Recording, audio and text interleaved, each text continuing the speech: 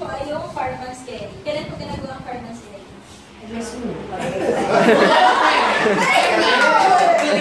Bigyan ng jacket. May support kahit anong sitwasyon. Kunwari may furniture, may harang, may mga nahulog na bagay. Para yung isang kamay ko. Kapag walang na. Kunwari may helicopter sa kaway-kaway.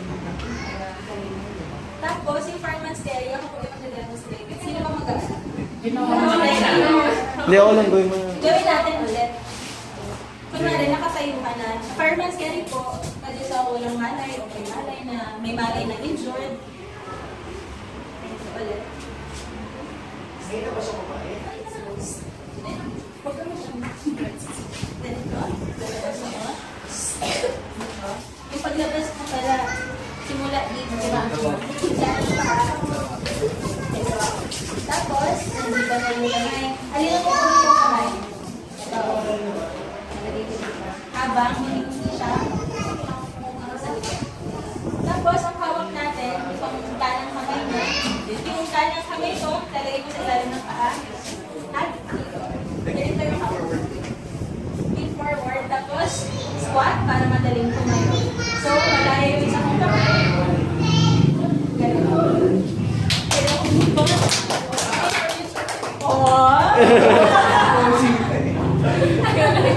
Isa pa po ba? Kaya. Isa pa daw, isa pa daw.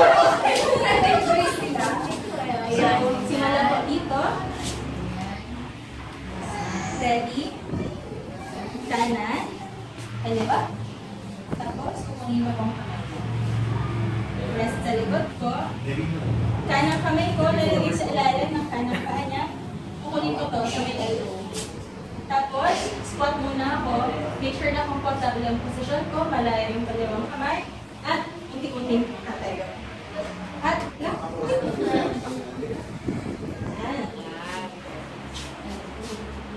very good.